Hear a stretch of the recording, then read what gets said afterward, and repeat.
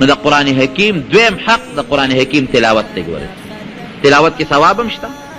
تلاوت کی دا سے آیتون هم شتا ما در تر آیت الکرسی مختصر آیت تے ناغی فضیلت میں نرتا ہو دا سورہ اخلاص چی منگ لولو قل هو اللہ احد سورت نبی علیہ السلام فرمائی کہ درے دل دا چاولستا درے کرتا نو رب العالمین بدا پورا ختم دا قرآن حکیم ثواب ورکا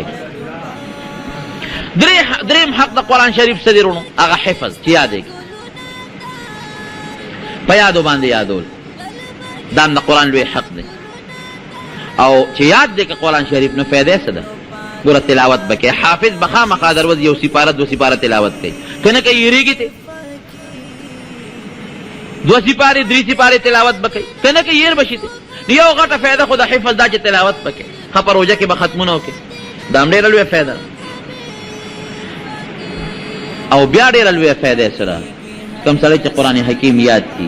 نبی کریم صلی اللہ علیہ وسلم فرمائے کہ زما پا امت کے بہترین مخلوق سوک دے شریفانان عزتمند چھ اللہ تعالی باندی عزتمند دی اشراف امتی دوارو جہان مبارک سردار فرمائی ادوار لی دی حملت القرآن اغا خلق کی داغی پسینوں کے دا اللہ قرآن پروت یہ یاد دے یا دا قرآن مانا دا قرآن علم پسینہ کے پروت دے او دویم اغدل اللہ تریر نزدے دا نبی علیہ السلام فرمائی اصحاب اللیل کہ دا شپے اللہ تا پاسی و پسلگو سلگو اللہ تا جائلے دا شپے اللہ تا عبادت کی او نبی علیہ السلام فرمائی لو جعل القرآن فی احابن تو قرآن پہ یو سرمن کے بنش ثم القی فی النار او دا سرمن بیا دا جہنم پا اور کے غردولی شی نو محترق سوزی کی بن زمون دا طالبان پا مونگ سوال کر چا قرآن خو مومن مونگا پا تاویزو لکو اگا پا سرمن کے بن کو او که اور کی چتا پتیر دا چانو غردیگی نو خو سوزی نو دا غیر جواب زمونگ دی طالبانو تا مونگ دا سکو چی دا احاب نا دا انسان دا کچا سرمن مراد او دا نار نا جہنم اور مراد دی که دا قرآن دا انسان پا دی سرمن کی بنش بل حدیث کی وصل دا عمل ذکر دا و عملم پیو کی او بیا دا انسان دا جہنم پا اور کی اغردیگی نو سوزیگی بنا نا دا حفظ برکت شکن دا اورنگزیب عالمگیر دا یو بادشاہ تیر شوی دا نیک سڑی دی دا خپل پلار نا بادشاہی اغشتی و پزو جو بادشاہی تی واغشتا پلار جیل تاو لے دا ویروس دا سی یو عمل پکار دی چی دا ما دا پلار زمان رضا شی نو نوسی تیوی بچے زمان دا پلار پا قرآن دیر خوشحالیگی قرآن یاد کا شابا نو چی دی اورنگزیب عالمگیر پا خپل زوی قرآن یاد کا ورچه اوس نکل دی زما پلار لورته و چې ما قرآن یاد که خوشحاله بشي دی ولا ورغی اخو نظر بندو نکه بابا ما دا الله قرآن یاد که نوی زما پیسه وی جته پی خوشحاله شه که نوی نه فایده خوی ما تا نرستا پلار تا زما زوی در ما تیسه فایده را نبی علیہ السلام فرمائی چاچه قرآن یاد که و پی عمل یو که دا پاکی شرط تی اللہ بے مور و پلار تا دا قیامت پر یو تاج پسر کی اغی تاج کی با ملغلر لگی دلی او دا یوی ملغلر رانا با دا دنیا دا نورنم تیزی مطلب ایداو که تا قرآن یاد که خودستا پلار خورنگزیب دیکن آغا تا با تاج پسری کی دا ما پیسو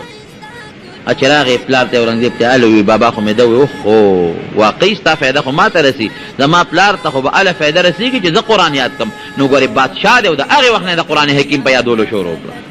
پلار سره می ظلم کړی دی بادشاہی می ته غشته را او دې خوشالول پکار نو چې قرآن حکیم یاد ک پخپلا نو زوی ته ورشه نکه بابا تری و چې استاد وی قرآن یاد اچ ورغه نکه بابا مبارک شه سری بچي استاد وی اورنگزیب چې دغه قرآن حکیم یاد ک وی خاوي او وی بس اوس ماته فائدہ ده او ته وا چې ما معاف کړی ما ته د اخرت وی فائدہ ورسول ځکه استاد وجنه ک دنیا کې درانه تاج لرک بادشاہی دی رانا واغشتا خو آخرت کی دا اللہ پا دربار کی دی را دلوی تاج پسر کر دا قرآن دا حفظ برکت شو کر نو درم حق حفظ شو دا قرآن سلورم حق تا دا غی پا مانا زان پویو پا مانا زان پوی کی مونگ اکثر دا قرآن حکیم پا مانا نپوی ٹھیک تا قرآن حکیم کدی یاد کا کتی تلاوت کے کتی خل کے پدی ٹوڑو کی فیدشتا کدی والا کسوڑا واغشتا کدی رومال والا واغش کرہیل دی والا واغشتا کال مارے دی ولا جوړه کړه چې اسیم د الله دی قرآن ته ګوره نو قسم دی پکې فایده شته خو مقصد د قرآن دا نه دی ګوره مقصد دا دی چې تی په معنا ځان پوه کړي دا د الله خط دی ما ته مثلا زما پلار خط راولېږي یا زما زوی ما ته خط راولېږي او دا هغه خط راوالم او زه په رومال کې بند کړم او خوشبویم پې پورې کړم او په المارۍ کې کېږدم او ښکلو مې نو د زوی د خط ته رالیږو خو دا مقصد نه دی که نه سبا زما زوی راغی ماته بابا خط خو مې رالیږلی او بچې تا ستا خط خو ما ته رسېدلی بابا څه دې ورسره وکړل بچې خو ما په رومال کې نغښتې دي او خوشبویم پې پورې کوم او المارۍ کې مې ساتلې دي او کله کله رالم ښکلو مې بابا ما خو د نه په هغې کې څه غوښتي وو چې ما له سپلی راولېږه نو تا خوندي کو په رومال کې دې بند کو خوشبویي دې پې پورې کړه ښه بچې ما ته خو پته نه لګي دا بابا هوښیار نه دی که نه دا قمقل هوښیار بابا خو دا دی چې زوی ورته خط راولېږه زوی به ته څه شی غوښتي په خط کې نو که په خپله پې پوهېږي نو په خپله دې اولولي که په خپله پې نه پوهېږي نو چاته اردو والا لري اوس یو هغه ته دې وښایي چې زما دې زوی په دې خط کې ما نه څه غوښتي دي دارنګې دا قرآن حکیم د چا خط دی د الله نو که څوک په عربۍ پوهېږي په خپله دې وګوري چې الله په دې خط کې ما نه څه غوښتي دي او که څوک پې نه پوهېږي نو عالم ته وښایه ملا ته وښایه چې دې پې پوهېږي چې الله څه غوښتي دي د قیامت پر ورځ به رب العالمین د دې تپوس کوي د دې خط یو بل حق دی د قرآن حکیم هغه د قرآن نظام دی نظام چې د قرآن نظام رب العالمین زمونږ په دې وطن کې راغلی مونږ الحمدلله د صوبایي حکومت په سطح باندې یو کوشش ښه مضبوط شروع کړی دی ښه مضبوط شریعت بل هغه مو اسمبلی نه پاس کړی دی او ورپسې یو حزب ایکټ انشاءالله زمونږ کوشش دا دی چې همدې اسمبلی اجلاس کې هغه راوړو ځکه د هغې نه بغیر په عمل ممکن نه دی خو بیا هم دا چې زمونږ کوم د صوبې سره د اسلام تعلق دی دا ډېر محدود دی صوبې اختیارات ډېر کم دي اصل اسلامي نظام د قومي اسمبلی کې چې قانون سازي وشي نو هغه دی نه کېږي غل نه لاس پرې کول یا قاتل ته سزا یا زناکار ته سزا شوه د دې تعلق ګورې دې صوبایي اسمبلی سره نه دی دا د قومي اسمبلی سره تعلق لري الله دې کي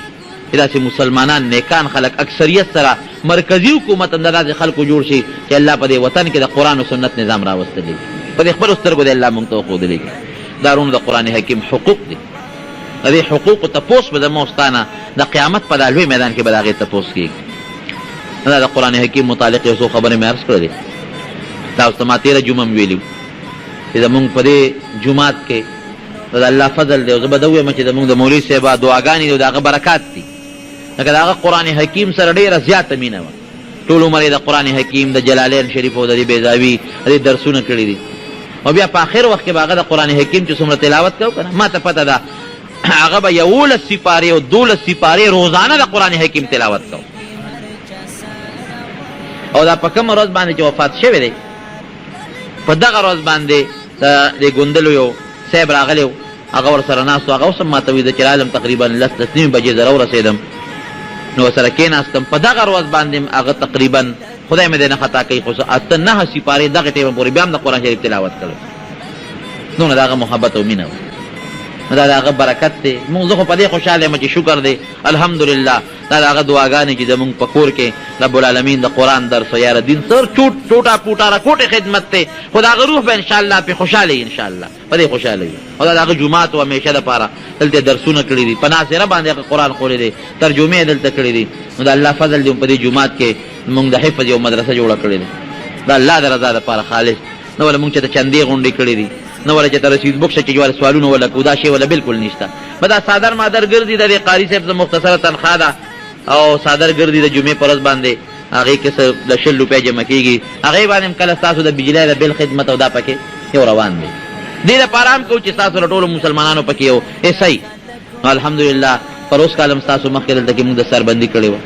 یو شمېر ماشومان الله حافظان جوړ کړي زمونږ شوکت علي قاري صاحب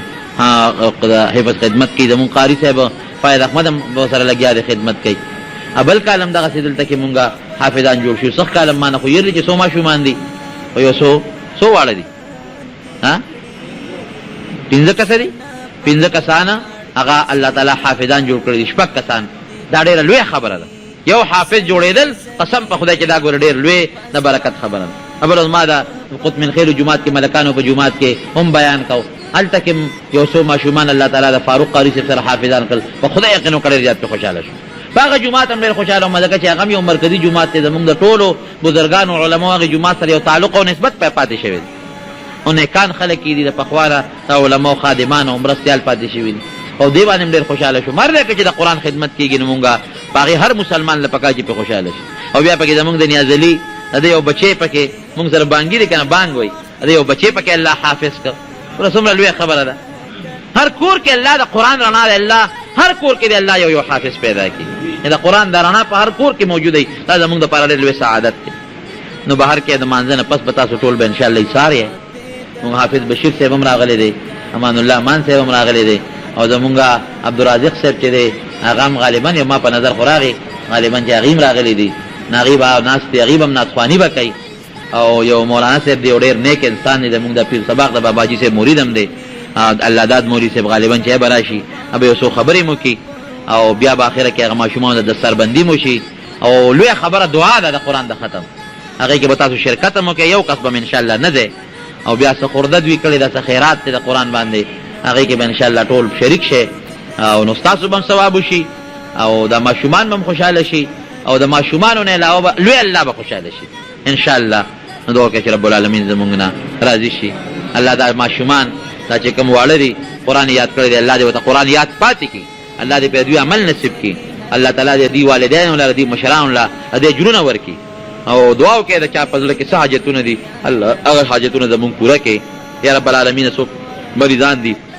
دوله شفا ورکړي، الله مریضانو له شفا ورکړي، الله تنگ دست او حاجتمند حاجتونه پوره کړي، تنگ دست له حلال رزق فراخ نصیب کړي، الله مونږ عزت نصیب کړي، د ذلت او د رسوایۍ نه مو ساتي، پروردګار دواړو جهانو خیر هم نصیب کړي، د دواړو جهانو د شرونو نه مو ساتي، الله د ټولو مسلمانانو اتفاق او اتحاد پیدا کړي، اختلافات او دشمنۍ نه مو ساتي. او چې څومره مسلمانان دلته راغلي دي الله چې څه خیر مونږ ستانه غواړو، زمونږ جولی د خیر نه مونږ له ډکې ولېږه، او زمونږ د ټولو مسلمانانو په کورونو کې الله حافظان او عالمان پیدا کړه. وصلی الله تعالی علی خیر خلق.